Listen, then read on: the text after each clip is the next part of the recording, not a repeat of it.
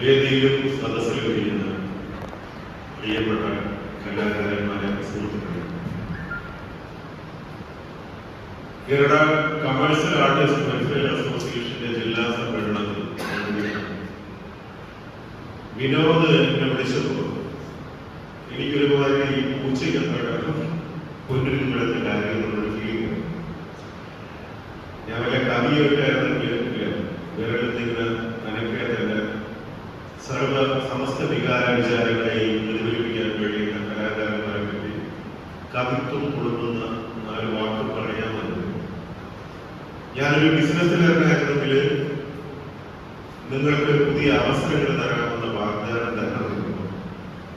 ഞാനൊരു രാഷ്ട്രീയക്കാരനായിരുന്നെങ്കിൽ നിങ്ങളുടെ സർവകാര്യങ്ങൾ ഞാൻ ശരിയാക്കി തരാമെന്ന് വാഗ്ദാനം തരാമെന്ന്. ഞാനൊരു വിദ്യാഭ്യാസ പ്രവർത്തനം ഒരു കരിയർ. അപ്പൊ ഞാൻ വിചാരിച്ചത് വിനോദ് എന്നെ വിളിച്ചത്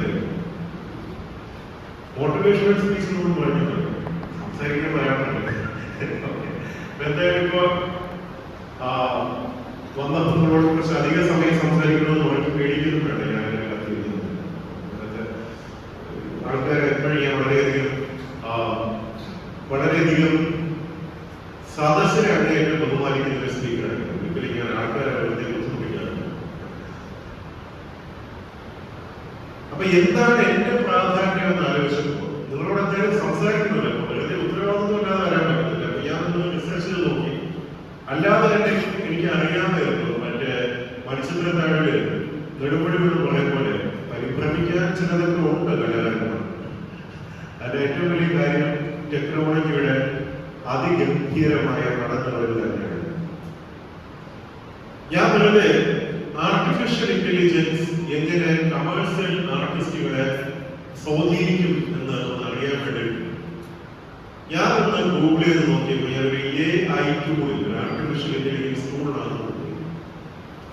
അവിടെ പോയപ്പോ ഏത് ചിത്രവും എനിക്ക് വരച്ചു തരും.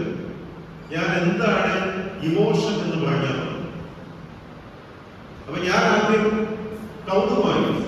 അപ്പൊ ഞാൻ ആദ്യം എന്റെ ഒരു ഫോട്ടോ എടുത്ത് വെച്ചിട്ട് പരീക്ഷാ ഹാളിൽ കയറാൻ സ്ട്രെസ്സോടുകൂടി കാത്തു നിൽക്കുന്ന ഒരു കുട്ടി എന്നിട്ടുണ്ടോ എന്റെ മുഖം വളരെയധികം സ്ട്രെസ്ഫുൾ ആയിട്ട് അത് വരച്ചത്. അപ്പൊ പിന്നെ കൗതുകം കൂടും. വേഗം സ്ട്രെസ് എന്ന് കൊടുത്താൽ ഞാൻ സ്ട്രെസ് അടിച്ചിരിക്കുന്ന മുഖം മാറ്റുന്നു.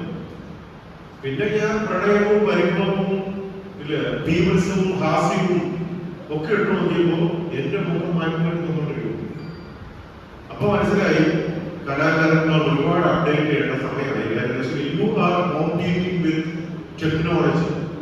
ടെക്നോളജിയോട് ഭയങ്കരമായിട്ട് നിങ്ങൾ മത്സരിക്കാൻ പോകുന്നു എന്നുള്ളത് സത്യമാണ്. ചില സമയത്ത് തിരിച്ചറിവ് വേണം. അപ്പൊ വന്ന സമയത്ത് എന്റെ കൂടെ അജിൻ എന്ന് പറയുന്ന എന്റെ പ്രിയപ്പെട്ട സുഹൃത്ത് വിദ്യാർത്ഥികളുണ്ട്. അവരിപ്പോ CET കോളേജിൽ MBA പഠിക്കുന്ന കുട്ടികളാണ്. അവൻ പറഞ്ഞു അവർ കുറച്ചുകൂടി അപ്ഡേറ്റ് ആയിരിക്കും പിള്ളേരല്ലേ. അപ്പൊ അവൻ പറഞ്ഞു ചേട്ടാ ഇത് പടം മാത്രമല്ല വീഡിയോയും വന്നിരുന്നു. അപ്പൊ ഇന്ന് ഞാൻ വരുന്ന സമയത്ത് സോറ എന്നൊരു പുതിയ സൈറ്റ് എടുത്തു. ആ സൈറ്റിനകത്ത് ഒരു സിനിമയൊക്കെ ചെയ്യാൻ ക്യാമറയിൽ വേണ്ട നടൻ പോലും കൊണ്ടുവന്നില്ല. അത്രത്തോളം ഗംഭീരമായി ഒരു ആശയം പറഞ്ഞു കൊടുത്താൽ ടെക്നോളജി നല്ല മനോഹരമായ സിനിമ ഉണ്ടാക്കി തരുന്ന കാലത്ത് കൊണ്ട് നമ്മൾ പോകാൻ പോകുന്നു. ഒരുപക്ഷെ പ്രേക്ഷകരും സത്യൻ സാറും മധുക്കയും വീണ്ടും യങ്ങായിട്ട് അഭിനയിക്കുന്ന കാലം വരാൻ പോകുന്നു. ഒരു ഐഡിയ ഇല്ല ടെക്നോളജി നമ്മൾ എങ്ങോട്ടാണ് കൊണ്ടുപോകുന്നത്. അപ്പോ പിന്നെ പൊതുവെ കലാകാരന്മാരെ കുറിച്ച് ഞാൻ മനസ്സിലാക്കിയിട്ടുള്ളത് വളരെയധികം ഹാർഡ് വർക്ക് ചെയ്യുന്ന മനുഷ്യർ. സത്യമാണ്. ഞങ്ങളുടെ സ്കൂൾ ഗ്രൂപ്പിന്റെ പ്രസിഡന്റായിട്ട് ഞാൻ പേര് നിർദ്ദേശിച്ച എന്റെ പ്രിയപ്പെട്ട റഷീദോടെയുണ്ട്. അവരൊരു കലാകാരനായതുകൊണ്ടാണ് എന്റെ കുടുംബത്തിൽ ഞാൻ റഷീദെ എല്ലാം പണി ചെയ്യുകയാണ്. നാട്ടിലെ ഏതെങ്കിലും സംഘടന വന്നാൽ ഞാൻ ജയരാടനെ മുകളിൽ കൊണ്ടുവരാൻ പറയും. കാര്യം എന്താ വെച്ചാൽ എനിക്കറിയാം ഉള്ളിൽ പണി എത്തിച്ചു കഴിഞ്ഞാൽ എല്ലാ പണിയും ചെയ്യും. അങ്ങനെയുള്ള കലാകാരന്മാർ ഒരുമിച്ച് വന്നപ്പോ ഒരു പണി നടക്കുന്നത്. വിനോദ് വളരെ ആത്മാർത്ഥമായിട്ട് എന്ത് ജോലി ചെയ്യിച്ചാലും ചെയ്യുന്നതാണ്. ഞാൻ പൊതുവെ കണ്ടിട്ടുള്ള കലാകാരന്മാരെല്ലാം അങ്ങനെയാണ്. ഓടി നടന്ന് എല്ലാ കാര്യവും ചെയ്യും. പക്ഷെ നിങ്ങൾ ഒരുമിച്ച് വന്നപ്പോ ഒരു കാര്യം പറയാൻ നിങ്ങൾ വിട്ടുപോയി. അത് ഈഗോ യു ഗോ എന്നാണ്. ഈഗോ, വികാര ജീവികളാണല്ലോ കലാകാരൻ. പൊതുവെ ഞങ്ങൾക്ക് MBA ഒരു പേപ്പർ തന്നെ പഠിക്കാനുള്ളത് how to manage creative artist. Creative ആയിട്ടുള്ള ആർട്ടിസ്റ്റുകളെ എങ്ങനെ മാനേജ് ചെയ്യണമെന്ന് പഠിക്കാൻ ഒരു പേപ്പർ ഉണ്ട്. കാര്യം നിങ്ങൾ നേരെ ചുമ ഉള്ളതല്ലാത്ത മാനേജ്മെന്റ് വിദഗ്ധന്മാർ ചിന്തിച്ചിരിക്കുന്നു. നിങ്ങളെ എല്ലാവരെയും മാനേജ് ചെയ്യാൻ പറ്റത്തില്ല. ഒരു പരുവത്തിലേക്ക് കൊണ്ടുപോകാൻ പറ്റും ഇല്ലേ? ആ പരുവമാണ് ഇവിടെ കുറച്ച് നഷ്ടപ്പെട്ടു. നിങ്ങൾ ഒറ്റയ്ക്കാണ് വേറൊരു അമ്പലത്തിന്റെയോ പള്ളിയുടെയോ ഉത്സവം മാനേജ് ചെയ്തിരുന്നെങ്കിൽ നിങ്ങളതെല്ലാം കൃത്യമായി ചെയ്തേനെ. ഇത് നിങ്ങളുടെ കാര്യം ചെയ്തിട്ട് സംഭവിച്ചു. ഞാൻ നന്നായിട്ട് മാർക്കറ്റിംഗ് മാനേജ്മെന്റ് പഠിപ്പിക്കുന്നതാണ്. പക്ഷെ ഞാൻ എന്റെ മാർക്കറ്റിംഗ് നയത്തെ കുറിച്ച് മോശം. അത് സ്വാഭാവികമായിട്ട് അങ്ങനെയാണത്. നമുക്ക് മറ്റൊരു ആളിനെ മാർക്കറ്റ് ചെയ്യാൻ, മറ്റൊരാളിനെ വിൽക്കാനൊക്കെ വളരെ എളുപ്പമാണ്. പക്ഷെ സ്വന്തം കാര്യം വരുമ്പോൾ ജയരേഖ സൂചിപ്പിച്ച വലിയ വസ്തുക്കളുണ്ട്. കാശ് ചോദിച്ചു വാങ്ങാൻ പോലും മടി ഒരു സാധനം വരുന്നു. അത് ഈ ക്രിയേറ്റീവ് ആയിട്ടുള്ള ആർട്ടിസ്റ്റുകളുടെ ഒരു പ്രശ്നമാണ്. അതുകൊണ്ടാണ് കൊളാബറേഷൻ എന്നൊരു സംഗതി ഇനിയുള്ള കാലത്ത് കലാകാരന്മാർക്ക് വളരെ വളരെ അത്യാവശ്യമാണ്. കൊളാബറേഷൻ എന്ന് പറഞ്ഞാൽ നിങ്ങൾക്ക് ക്രിയേറ്റീവായിട്ട് ചിന്തിക്കാൻ പറ്റും. നിങ്ങൾക്ക് എന്ത് ഔട്ട്പുട്ടാണ് വേണ്ടതെന്ന് പറയാൻ പറ്റും. ആ ഔട്ട്പുട്ട് പക്ഷേ വളരെ വേഗത്തിൽ നിങ്ങളുടെ മകനോ മകൾക്കോ ഉണ്ടാക്കാറുണ്ട്. അവർ കുറച്ച് ടെക്നിക്കലി കുറച്ച് നമ്മുടെ അഡ്വാൻസ്ഡ് ആണ്. ഇത് ഇന്നത് വേണമെന്ന് പറഞ്ഞാൽ പിള്ളേരെന്ത് ചെയ്യും? വിത്തിൻ നോ ടൈം അവരത് സിസ്റ്റത്തിൽ നമുക്ക് ചെയ്തു തരും. അപ്പൊ നമുക്കൊരു വേഗത തോന്നും. ഞാൻ കൈകൊണ്ട് വരച്ചിരുന്നതാണ്, ഇപ്പൊ ആരെക്കാൾ മനോഹരമായിട്ട് എന്ത് ചെയ്യുന്നു? കമ്പ്യൂട്ടർ വരയ്ക്കുന്നു. അപ്പൊ അത് സത്യമാണത്. നമുക്ക് വിഷമം തോന്നി, എനിക്കത് ഫീൽ ചെയ്യാൻ പറ്റും. എന്നെക്കാൾ നന്നായിട്ട് പഠിപ്പിക്കുന്ന ഒരു ഏകായിക്കൊണ്ട് വന്നു കഴിഞ്ഞാൽ ഞാൻ ബിസിനസ് കഴിക്കുന്നില്ല. എനിക്ക് ഇപ്പൊ പറയാണ് കലാകാരന്മാരെ മോട്ടിവേറ്റ് ചെയ്യും എന്ന് പറഞ്ഞാൽ തീർച്ചയായിട്ടും കൂടെ വരും. ഇവിടെ ഒരാളെ വന്നിട്ട് ഇങ്ങനെ സംസാരിച്ചുകൊണ്ടിരിക്കും. അതിന് വേണമെങ്കിൽ എന്റെ രൂപം കൊടുക്കാം, അല്ലെങ്കിൽ മമ്മൂക്കയുടെ ഒരാളുടെ രൂപം കൊടുക്കാം. ഇതൊക്കെ സംഭവിച്ചു തുടങ്ങിയിരിക്കുന്നു. അപ്പോ ഏതൊരു മനുഷ്യനും നമ്മളെല്ലാവരും ബിസിനസ് ചെയ്യുന്നത്, ബിസിനസ്സിൽ വിജയിക്കണമെങ്കിൽ പ്രൊഫഷണലിസം എന്നൊരു സംഗതി. അല്ലാതെ ഈ തോറ്റ് പിന്മാറലല്ല, പ്രൊഫഷണലിസം. ഞാൻ പറയാറുണ്ട്, your brain is A gold mine. നിങ്ങളുടെ തലച്ചോറ് എന്താണെന്നറിയോ?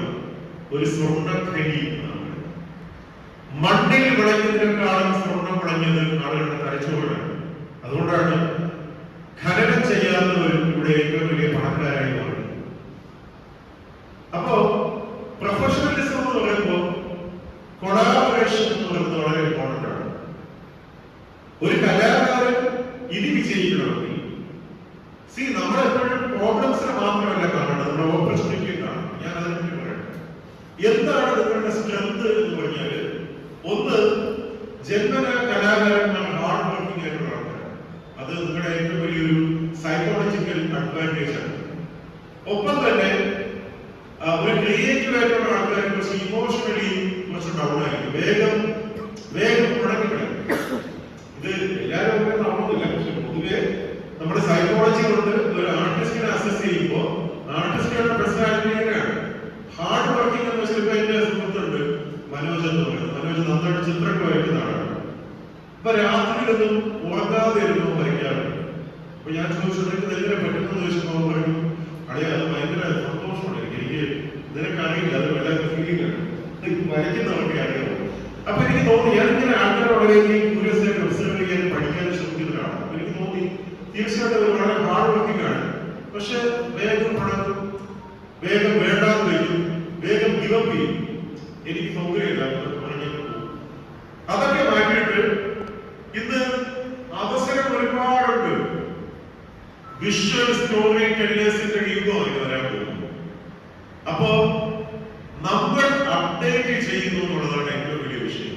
എല്ലാവർക്കും ഒരുപാട് പൈസ ഇൻവെസ്റ്റ് ചെയ്ത് ഇനിയിപ്പോ ബിസിനസിനെ വേറെ നിലയിലോട്ട് കൊണ്ടുപോകാൻ പറ്റില്ല എന്ന് വിചാരിച്ചിരിക്കരുത്. ഒരുപാട് ഗവൺമെന്റ് സ്കീമുകളുണ്ട്, ഒരുപാട് പദ്ധതികളുണ്ട്. ഒരു പക്ഷേ ഒരു ലോണൊക്കെ എടുത്തിട്ടാണെങ്കിൽ ഒന്ന് അപ്ഡേറ്റ് ചെയ്യണം. ഇനി പോകുന്ന ആളുകളോട് പറയേണ്ടത്, സാർ ഞങ്ങളുടെ എ എന്ന വാക്കിന്റെ ചുമ്മാ ഇടയ്ക്കിടയ്ക്ക് പറഞ്ഞുകൊണ്ടിരിക്കും. അല്ലെങ്കിൽ നിങ്ങൾ പഴയ കലാകാരന്മാരാണെന്ന് ഒരു തോന്നൽ ആൾക്കാർക്ക് വരും. ഞങ്ങള് ഇപ്പൊ ഏഴായി എഞ്ചിനീയേഴ്സോട് കൂടെ വർക്ക് ചെയ്യാൻ വേണ്ടി ഒരു വേഗം തന്നെ ചെയ്തു തരും. കാര്യം എവിടെയാണ് നമ്മുടെ പൊസിഷൻ എന്ന് അറിയാമോ? ഒന്ന് ആലോചിച്ച് നോക്കൂ. ട്രാവൽ ഏജൻസി ഒരു സമയത്ത് വളരെ ഫ്ലറിഷ് ചെയ്ത ഒരു ബിസിനസ് ആയിരുന്നു. നമ്മളൊക്കെ ഗൾഫിൽ പോകുമ്പോഴോ എവിടെ പോകുമ്പോൾ നമ്മൾ ആദ്യം പോകുന്ന എവിടെയാണ്? ഇവിടെ ട്രാവൽ ഏജന്റിനെ കണ്ടാണ് ടിക്കറ്റ് ബുക്ക് ചെയ്യുന്നത്. ഇപ്പോ ആ ഇൻഡസ്ട്രിയൊക്കെ എന്ത് ചെയ്തു? ഏകദേശം തീരുമാനമായി. എന്തുകൊണ്ടാണ്? എല്ലാ ആൾക്കാരും ഓൺലൈനായിട്ട് ബുക്ക് ചെയ്യും. എന്ന് വെച്ചിട്ട് ട്രാവൽ ഏജൻസി ഇല്ലെന്നാണോ പറയുന്നത്? ഒരു കസ്റ്റമറിന്റെ പെയിൻ പോയിന്റ് ഐഡന്റിഫൈ. ഒരു കസ്റ്റമർക്ക് ഇല്ലാത്തത് എന്താണ്? അത് നമ്മൾ നോക്കണം. ഒരു മിക്കവാറും തിരക്കുള്ള മനുഷ്യർ ഇല്ലാത്തത് എന്തായിരിക്കും? സമയമായിരിക്കും. അവിടെ ഇപ്പോഴും ട്രാവൽ ഏജൻസി വർക്ക് ചെയ്യുന്നുണ്ട്. വലിയ വലിയ കോർപ്പറേറ്റ് കമ്പനികളുടെ ട്രാവൽ ഏജൻസിയായി ഇപ്പോഴും വർക്ക് ചെയ്ത് ഒരുപാട് കാശ് ഉണ്ടാക്കുന്ന ട്രാവൽ ഏജൻസി ഉണ്ട്. അവരുടെ എല്ലാ ബുക്കിംഗും ഒരു വലിയ കോർപ്പറേറ്റ് കമ്പനിക്ക് എക്സിക്യൂട്ടീവ്സിന് യാത്ര ചെയ്യണം. അപ്പോൾ train ticket, bus ticket, flight ticket, hotel booking അവർ അക്കൗണ്ട് എക്സ്പെക്ട് ചെയ്യും. അതെല്ലാം ചെയ്തു കൊടുക്കുന്ന സർവീസ് പ്രൊവൈഡറായിട്ട് മാറി.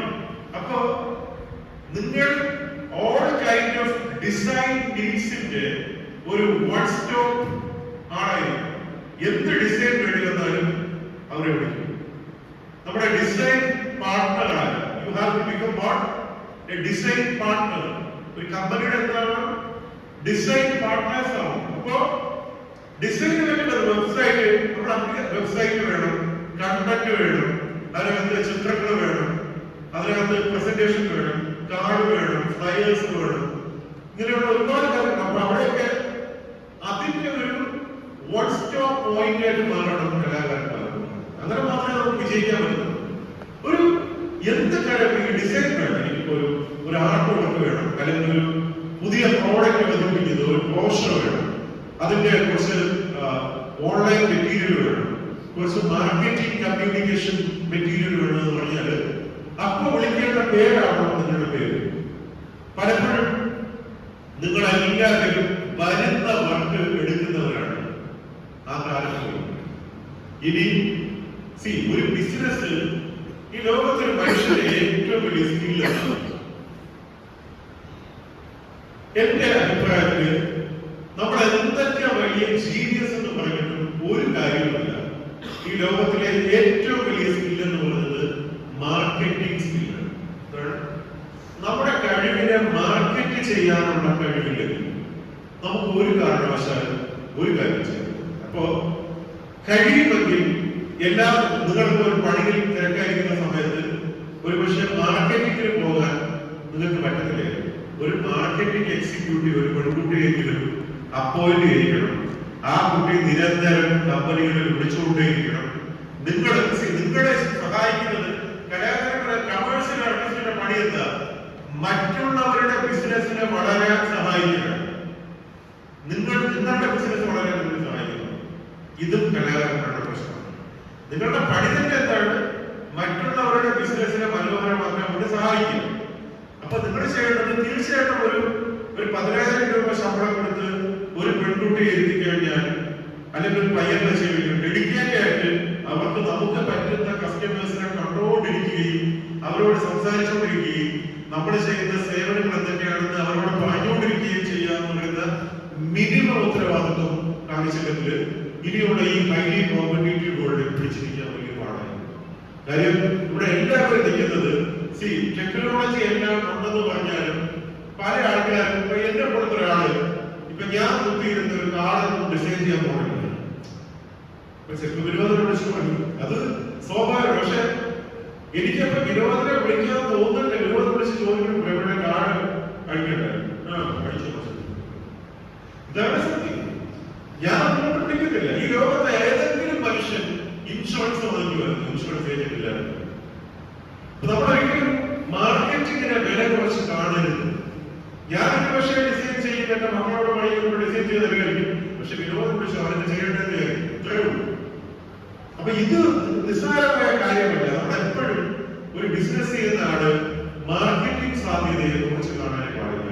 പിന്നെ എനിക്ക് അറിയാവുന്ന എന്റെ നാട്ടിലുള്ള കുട്ടികൾ തന്നെ അവർ കലാകാരന്മാരൊന്നുമല്ല, ടെക്നോളജി പിള്ളേരാണ്. പക്ഷെ ചെയ്യുന്നതൊക്കെ കലയുമായിട്ട് ബന്ധപ്പെട്ട ബിസിനസ്സാണ്. വെബ്സൈറ്റ് ഡിസൈനിങ് ഒക്കെ ചെയ്യുന്നത്. അവര് ഇപ്പൊ എന്നൊക്കെ പറയുന്ന ഒരുപാട് ഓൺലൈൻ പ്ലാറ്റ്ഫോംസ് ഉണ്ട്. ഇന്റർനാഷണൽ പ്രോജക്ട്സ് എടുത്തിട്ട് അവർ ചെയ്തു കൊടുക്കും. അതിനകത്ത് അവിടെയൊക്കെയാണ് നമുക്ക് പുതിയ ടെക്നോളജിയോട് താല്പര്യമുള്ള കുട്ടികൾ നമ്മളോടൊപ്പം വർക്ക് ചെയ്യേണ്ട ആവശ്യം. അവർ അപ്പോഴേക്ക് എടുത്തിട്ട് പണി കണ്ടെത്തും. ഒന്നോ രണ്ടോ നല്ല ക്ലയൻസിനെ നമ്മുടെ വിദേശത്ത് നിന്ന് കണ്ടെത്തിയാൽ തന്നെ നമ്മുടെ കാര്യം കഴിയും. നിങ്ങളിത് പലരും ചെയ്യാത്തതെന്നുകൊണ്ടാണെന്ന് ചോദിച്ചാൽ നിങ്ങൾക്ക് അവരോട് കമ്മ്യൂണിക്കേറ്റ് ചെയ്യാനുള്ള ഒരു ശക്തിയില്ല, അവർക്ക് ഇമെയിൽ അയക്കാനോ ഫോളോ അപ്പ് ചെയ്യാനുള്ള മനസ്സില്ല. നിങ്ങളുടെ കൺമുന്നിൽ ഇന്ന് 1000 രൂപ ജോലിയുണ്ട്, അത് ചെയ്ത് തീർത്ത് ആ കാശ് വാങ്ങിക്കുക, അന്നത്തെ ദിവസം കഴിഞ്ഞു. അങ്ങനെ വർക്ക് ചെയ്താൽ എനിക്ക് ജീവിക്കാൻ പറ്റില്ല. ഇതാണ് പോയിന്റ്. എന്ന് വെച്ചാല് ഒരുപാട് സൈറ്റുകളിൽ ഒരുപാട് പുതിയ പുതിയ ജോലികൾ അപ്ലോഡ് ചെയ്യുന്നുണ്ട്. അത് കണ്ടെത്തി അത് കൃത്യമായി ഫോളോ അപ്പ് ചെയ്ത് അത് ചെയ്യാനുള്ള ഒരു ടീമിനെ നമ്മളെ സജ്ജമാക്കി വെച്ച് ബിസിനസ് ആയിട്ട് ചെയ്താൽ മാത്രമേ ഇനിയുള്ള കാലത്ത് ജീവിക്കാൻ പറ്റുള്ളൂ. നിങ്ങളുടെ കലയ്ക്ക് സബ്സ്റ്റിറ്റ്യൂഷൻ വന്നു. ഈ പല പല ജോലികൾക്ക് ഇപ്പൊ നമുക്ക് ഒരു പല ജോലികൾക്ക് സബ്സ്റ്റിറ്റ്യൂട്ട് കണ്ടെത്താൻ പാടാണ്. പക്ഷെ തീർച്ചയായിട്ടും ഈ കമേഴ്സ്യൽ ആർട്ടിസ്റ്റുകൾക്ക് ടെക്നോളജി ഒരു വലിയ കോമ്പറ്റീറ്റർ ആണ്. അപ്പൊ ടെക്നോളജി എന്ന വലിയ കോമ്പറ്റീറ്ററെ തിരിച്ചറിയാതെ നമുക്ക് മുമ്പോട്ട് പോകാൻ പറ്റില്ല. എന്നോട് ഇതൊരു സ്പീച്ച് അല്ല, ഒരു ക്ലാസ് ആയിട്ട് പറഞ്ഞതുകൊണ്ട് ഞാൻ നിങ്ങളെ MBA പഠിപ്പിക്കുന്ന സിലബസ് ഒരു 10 മിനിറ്റോട് പഠിപ്പിച്ചിട്ട് ഞാൻ മതിയാണ്. ഒരു MBA ക്ലാസ് ഫീലിംഗാണ്.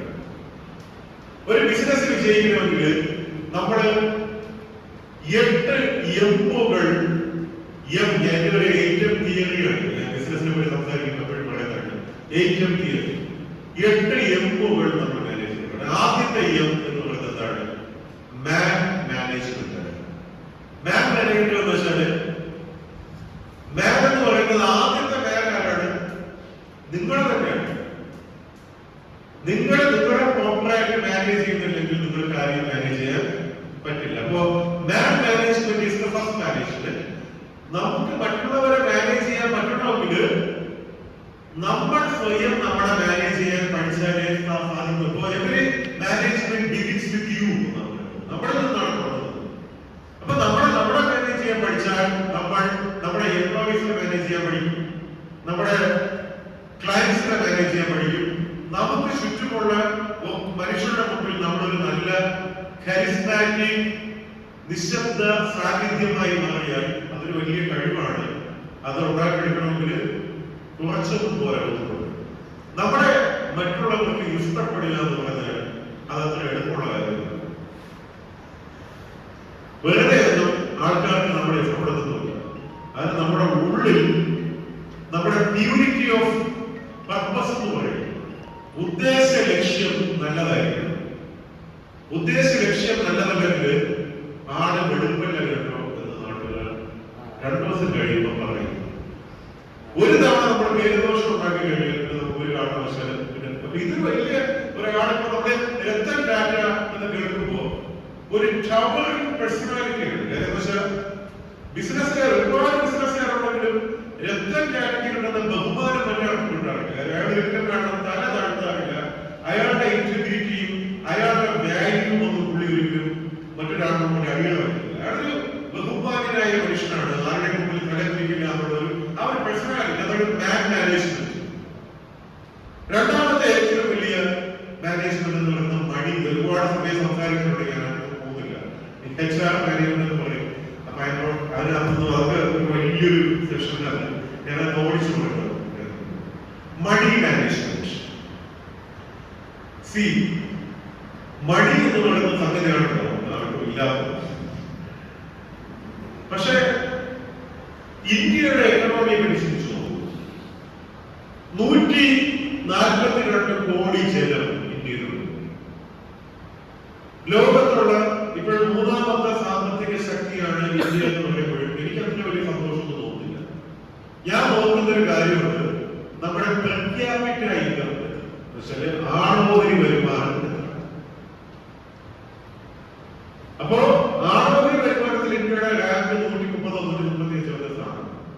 കാര്യം നമുക്ക് $2,500 നമ്മുടെ ആളുകൾ വരുമാനത്തിൽ, അമേരിക്കയ്ക്ക് അത് $75,000. അപ്പൊ ആ വ്യത്യാസം ഒരുപാടുണ്ട്. പക്ഷെ വേറൊരു കാര്യമുണ്ട്, പർച്ചേസിംഗ് പവർ പാരിറ്റി എന്ന് പറയും. അതായത് പർച്ചേസിംഗ് പവറിൽ ഇന്ത്യ വീണ്ടും 3-ാം സ്ഥാനമാണ്. അതായത് ഒരു ചായ നമ്മൾ 10 രൂപയ്ക്ക് കുടിക്കുന്നത് അമേരിക്കക്കാരൻ കുടിക്കണമെങ്കിൽ അവൻ $100 കൊടുക്കേണ്ടി വരും, $1 കൊടുക്കും. അപ്പോ നമ്മുടെ മണി കുറവാണെങ്കിലും നമ്മുടെ മണിയുടെ പർച്ചേസിംഗ് പവർ ഒരുപാട് കൂടുതലാണ്. പർച്ചേസിംഗ് പവർ ഇന്ത്യ 3-ാം സ്ഥാനമാണ്. പറയാൻ വന്നത് അത് ഡോക്ടർ മൻമോഹൻ സിംഗിനെ പോലത്തെ വലിയ എക്കണോമിസ്റ്റുകളുടെ ഭയങ്കര എക്കണോമിക് പ്രിൻസിപ്പിൾ ആയിരുന്നു. പർച്ചേസിംഗ് പവർ പാരിറ്റി നമ്മുടെ രാജ്യത്ത് കൂടെ, നമ്മുടെ പർച്ചേസിംഗ് പവർ കൂടണം, പ്രഖ്യാപിച്ച ഇൻകമല്ല കൂടണം എന്നുള്ളൊരു ചിന്ത അവരുടെ ഒരുപാട് എക്കണോമിസ്റ്റുകളുടെ വലിയ പണിയിൽ കൊണ്ടാണ് നമ്മൾ നിൽക്കുന്നത്. നമ്മുടെ ഒരു അവസ്ഥ അങ്ങനെയാണ്. അപ്പോ ഞാൻ പറയുന്നത്, കാശ് ഉണ്ടാക്കുന്നതിന്, കാശ് ഉള്ളതല്ല എക്കണോമിക്സ് എന്ന് പറയുന്നത്, ഉള്ള കാശിനെ എന്തുമാത്രം നന്നായി വിനിയോഗിക്കുന്നു എന്നുള്ളതാണ് എക്കണോമിക്സ് എന്ന് പറയുന്നത്. കാശ് ഒരുപാട് കാശില്ലാത്ത നമ്മുടെ എക്സാമ്പിള്, ഒരു ബ്രിട്ടന്റെ കയ്യിൽ മാസം 20,000 രൂപ കൊടുത്താൽ അത് 4 ദിവസം കൊണ്ട് തീർക്കുന്നവരാണ് അല്ലെ. ആ 15,000 രൂപയ്ക്ക് വീട്ടിലുള്ള 4 പേർക്കും സുഭിക്ഷമായ ഭക്ഷണവും എല്ലാ സൗകര്യങ്ങളും ചെയ്ത് ഉണ്ടാക്കി കൊടുത്തതിന് ശേഷം 5,000 രൂപ പോസ്റ്റ് ഓഫീസിൽ കിട്ടുന്നവരുണ്ടാണ്. അപ്പൊ കാശ് ഇല്ലാത്തതല്ല, കാശ് നമ്മൾ എങ്ങനെ പ്ലാൻ ചെയ്ത് ഉപയോഗിക്കുന്നു എന്നുള്ളതാണ്, നമ്മൾ എങ്ങനെ പ്രയോറിറ്റൈസ് ചെയ്യുന്നു എന്നുള്ളതാണ് ഏറ്റവും വലിയ പ്രധാനം. അതാണ് സാമ്പത്തിക മാനേജ്മെന്റ് അറിയാവുന്നത് തന്നെയാണ്. ഇപ്പോ പലപ്പോഴും പറയുന്നത് എങ്ങനെയാണ്, നമ്മള് ചെലവാക്കിയിട്ട് സമ്പാദിക്കുന്നവരും സമ്പാദിച്ചിട്ട് ചെലവാക്കിയവരും, ഇതിൽ രണ്ടുപേരും മാത്രമേ ഉള്ളൂ. കിട്ടുന്ന കാശിൽ നിന്ന് ആദ്യം സമ്പാദിച്ചിട്ട് ചെലവാക്കുന്നവരുണ്ട്, ചെലവാക്കിയിട്ട് സമ്പാദിക്കുന്നവരുണ്ട്. മിക്കവാറും ചെലവാക്കിയിട്ട് സമ്പാദിക്കുന്നവർ 5 പൈസ സമ്പാദിക്കാൻ പോകുന്നില്ല. അതങ്ങനെയാണ് മനുഷ്യന്റെ സഹജമായ കാര്യം. ഇത് അപ്പൊ മണി മാനേജ്മെന്റ്. അപ്പൊ നമുക്ക് തീർച്ചയായിട്ടും പലപ്പോഴും നമ്മുടെ ബിസിനസിനെ നമുക്കൊന്ന് നന്നാക്കുന്നു തോന്നുന്നു. നമുക്ക് ആദ്യം വരുന്ന വിഷയം എന്ന് പറയുന്നത്, നമ്മുടെ കയ്യിൽ ഫണ്ടില്ല. അപ്പൊ വർക്കിംഗ് ക്യാപിറ്റൽ എന്നൊരു സംഗതി ഇല്ലാതെ ഒരിക്കലും നമുക്ക് എന്ത് ചെയ്യാൻ പറ്റത്തില്ല, ബിസിനസ് ചെയ്യാൻ പറ്റില്ല. അപ്പൊ കുറച്ച് വർക്കിംഗ് ക്യാപിറ്റൽ ഉണ്ടാക്കാൻ വേണ്ടിയിട്ട് ഒരു പക്ഷേ ബാങ്കിന്റെ ലോണോ അപ്പൊ അങ്ങനെയുള്ള കാര്യങ്ങളൊക്കെ എടുത്തതിന് ശേഷം കുറച്ച് കറേജ് വേണം. ഈ ലോകത്ത് കച്ചവടത്തിൽ നമുക്ക് എന്ത് വേണം, ധൈര്യം വേണം, എപ്പോഴും ഒരു ശുഭാപ്തി വിശ്വാസം വേണം, കറേജ് വേണം. രണ്ടുമില്ലെങ്കിൽ നമുക്കൊന്നും ചെയ്യാൻ പറ്റില്ല. അപ്പൊ മൂന്നാമത്തെ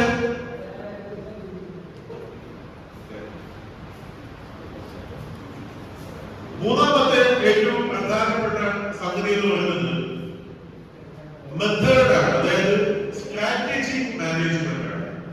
നമ്മളൊരു കാര്യം ചെയ്യുന്നത് എന്തുമാത്രം നന്നായിട്ടാണ് ചെയ്യുന്നത്. അതായത് നമുക്ക് ഇപ്പോ ഇന്ന് ഈ ഫംഗ്ഷൻ കുറച്ച് സൃഷ്ടിച്ചു പോയത് സ്ട്രാറ്റജിക് മാനേജ്മെന്റിന്റെ അഭാവമാണ്. ഞാൻ എപ്പോഴാണ് കാണാൻ ശ്രമിക്കുന്നത്. സ്ട്രാറ്റജി എന്ന് വെച്ചാല് നമുക്ക് 700 പേര് ഉണ്ടെന്ന് പറയേണ്ട കാര്യമില്ല, 80 പേരുണ്ട് എന്ന് ഉറപ്പിക്കുന്നതാണ് കാര്യം.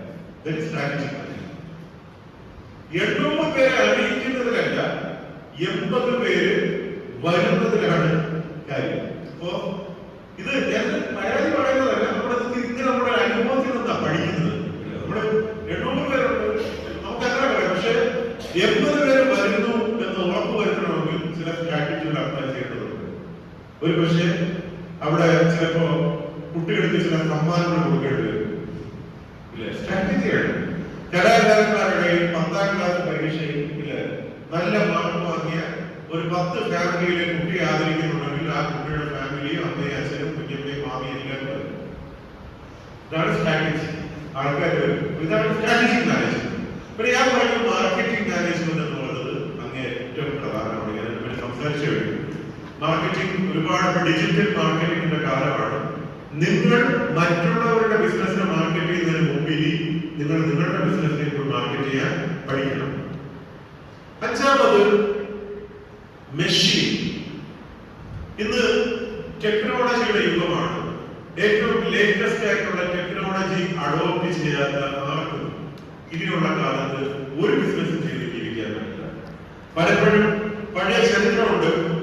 പരമ്പരാഗതമായ നെയ്ത്തുകാരെല്ലാം പവനും വന്നപ്പോൾ എന്ത് ചെയ്തു? അവർ കച്ചവടമല്ലാതല്ല. എന്തുകൊണ്ടാണ്? അവര് പറഞ്ഞു നമ്മൾ നെയ്ത് തന്നെ ജീവിക്കും, ഇല്ലേ? നെയ്തില്ലെങ്കിൽ എനിക്ക് നെയ്ത് തന്നെ ഞാൻ ജീവിക്കാൻ പോകുന്നത്. എന്ത് സംഭവിച്ചു? അവരുടെ കച്ചവടം മതിയൊക്കെ പോകേണ്ടി വന്നു. കാര്യം പവനും വന്നു, പുതിയ ടെക്നോളജി വന്നു.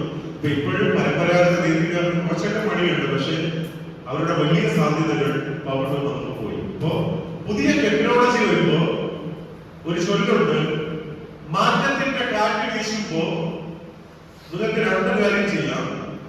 ഒന്ന്, ഓടി ഒളിക്കാം, നിങ്ങളുടെ താവളിൽ പോയി ഒളിക്കാം.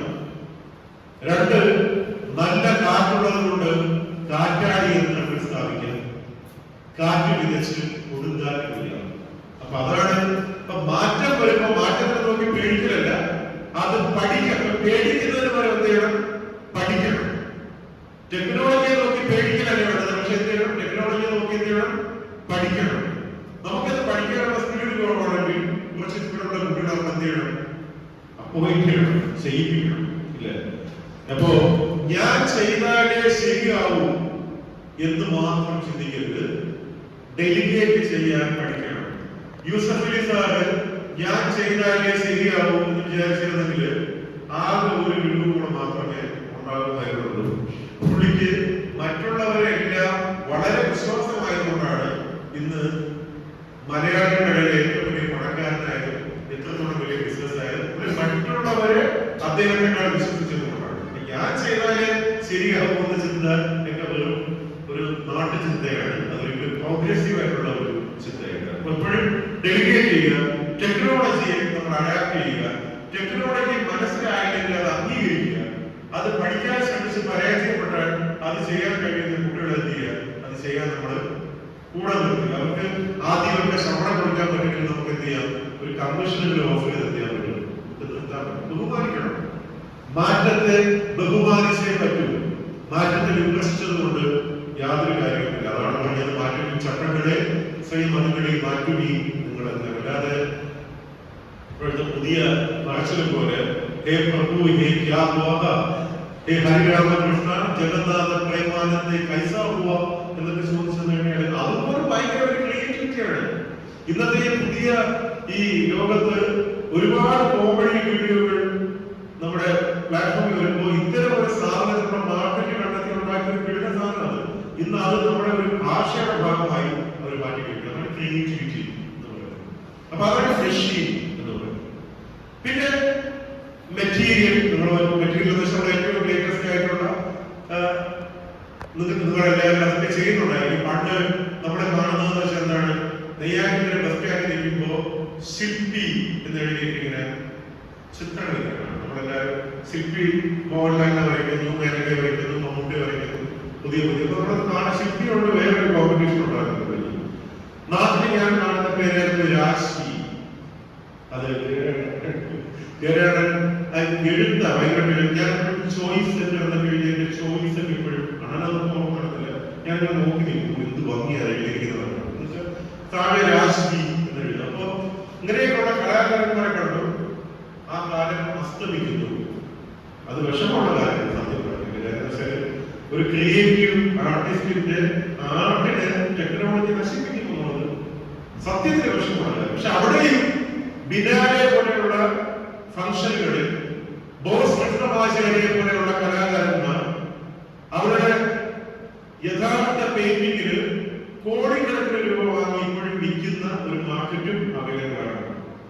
ഒറിജിനൽ ചിത്രങ്ങളെ ഇപ്പോഴും യഥാർത്ഥ ചിത്രകാരന്റെ കൈകൊണ്ട് വരച്ച ചിത്രങ്ങളിൽ നിന്നും കോടിക്കണക്കിന് രൂപ കൊടുത്ത് വാങ്ങാൻ ഇഷ്ടമുള്ള കലാ ആസ്വാദകന്മാരും നമ്മുടെ നാട്ടിൽ കുറവല്ല.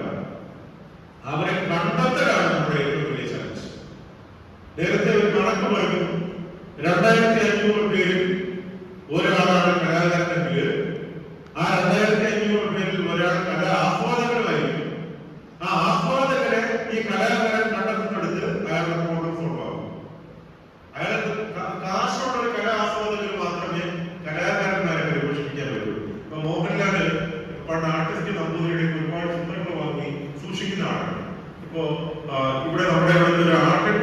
വില്ലേജിൽ വെച്ചിട്ട് ഒരു വലിയൊരു ഒരു രൂപം ഉണ്ടാക്കി 10-65 ലക്ഷം രൂപ കൊടുത്ത് അദ്ദേഹം വാങ്ങിയത്. കുറേയധികം കലാകാരന്മാരുടെ പണിയത്. കലയെ പരിപോഷിപ്പിക്കുന്ന ആൾക്കാരുണ്ട്. അപ്പൊ അതാണ് മെറ്റീരിയൽ.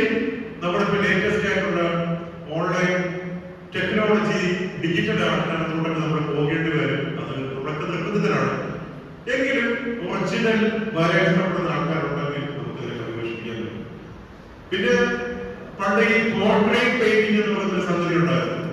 ഇപ്പൊ അതുമെല്ലാം ഫോട്ടോ കൊടുത്തു കഴിഞ്ഞാൽ പോർട്രേറ്റ് വരയ്ക്കുന്നത് മാറി കാഴ്ചയ്ക്ക്. സത്യത്തിൽ എനിക്ക് വിഷമമാണ് ഈ ടെക്നോളജി ഇങ്ങനെ. ഞാൻ നോക്കിയപ്പോ എന്റെ പണി മാത്രമാണ് ഇന്ന് സംഭവിക്കുന്നത്. ഏതൊക്കെ വന്നാലും ആളുകൾ വെപ്രാളം വരുമ്പോൾ എന്റെ അടുത്ത് വരുന്നതാണ് ഈ കൈ പറയുന്നത്. പക്ഷെ കൗൺസിലേഴ്സും കൺസൾട്ടൻസും ഒക്കെ കഥ പറയുന്നവരൊക്കെ ജീവിക്കുന്നതാണ്. അതുകൊണ്ട് ഞാൻ വളരെ ഹാപ്പിയാണ്. ഇങ്ങനെ മാറ്റം വരുമ്പോൾ നിങ്ങൾക്കൊക്കെ വെപ്രാളം വരുന്നു, നിങ്ങളുടെ എന്റെ അടുത്ത് വരുന്നു, എന്ത് ചെയ്യണം മറ്റൊന്ന് ചോദിക്കുന്നു. അപ്പൊ ഇത് സത്യം ഈ HR പ്രൊഫഷണൽസും സ്റ്റോറി ടെല്ലേഴ്സിനും ഒന്നും സംഭവിക്കില്ല.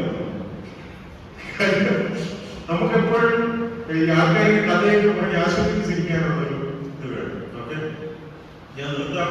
ഞാൻ പറയും വ്യക്തിയിപ്പോ ഞാനിപ്പോ 6 പറയും: management, money management, method, strategic management, marketing management, machine, material.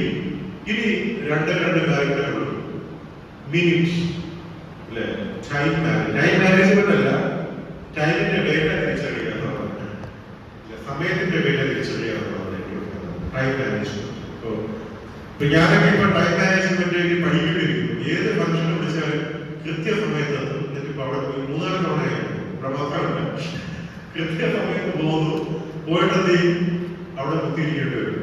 നിങ്ങളുടെ മാത്രമല്ല, എല്ലായിടത്തും പറയുമ്പോ ഈ വിളിക്കുന്ന ആളുകൾ ഒരുപാട് പ്രൊഫഷണലിസം ഉള്ളവരായതുകൊണ്ട് അവർ കൃത്യമായി ഇത് ഒരു സത്യമാണ്.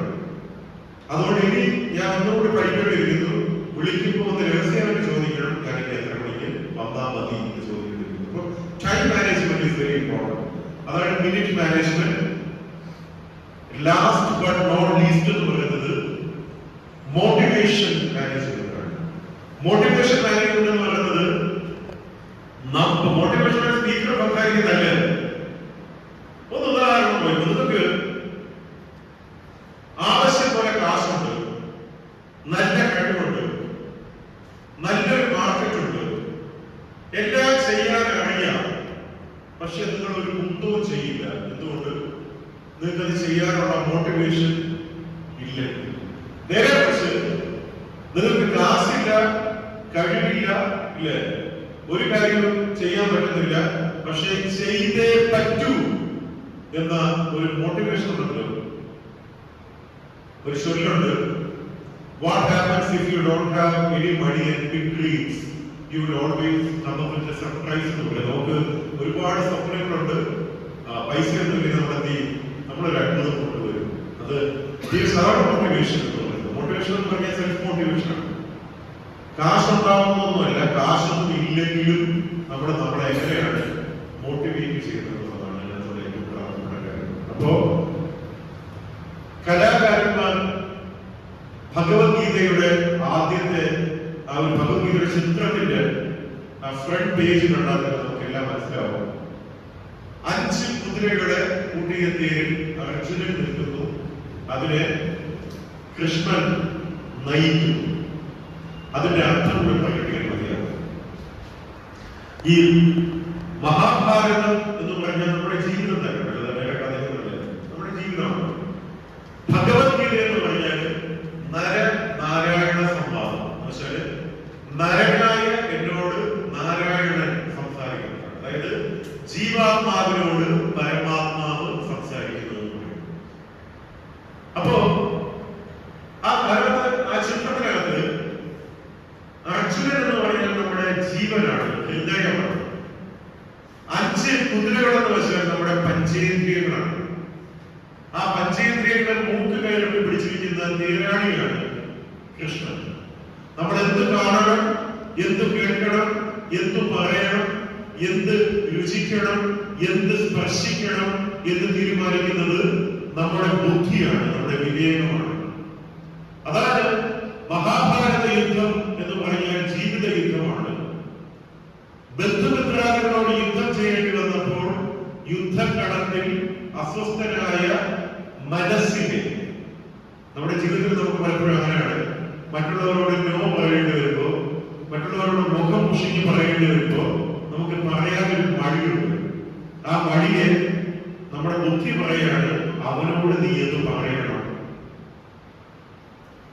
അത് അവൻ കേൾക്കേണ്ടത് അവന്റെ കർമ്മമാണ്, പറയേണ്ടത് നിന്റെയും കർമ്മമാണ്. നീ അത് പറഞ്ഞേ മതിയാവും എന്ന് പഠിപ്പിക്കുന്ന ഒരു ബുക്കമാണ്. അതുകൊണ്ട് വികാരത്തെ വിവേകം നയിച്ചാൽ മാത്രമേ ജീവിതത്തിൽ വിജയിക്കാൻ പറ്റൂ.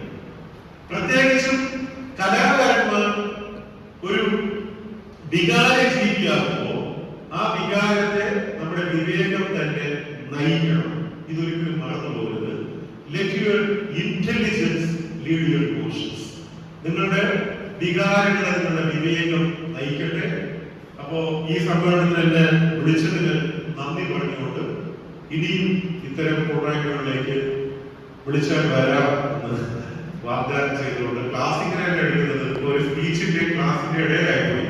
പക്ഷെ എന്നാലും എല്ലാ ലാഭം നിങ്ങൾക്ക് ഉപകാരപ്പെടുന്നത് ഒന്ന് രണ്ട് വാക്കുകൾ പറയാൻ പറ്റിയെന്ന യഥാർത്ഥതയോടുകൂടി എന്നെ വിളിച്ചത് ഒന്നുകൂടി നന്ദി പറഞ്ഞുകൊണ്ട് ഞാൻ നിർത്തുന്നു. Thank you so much.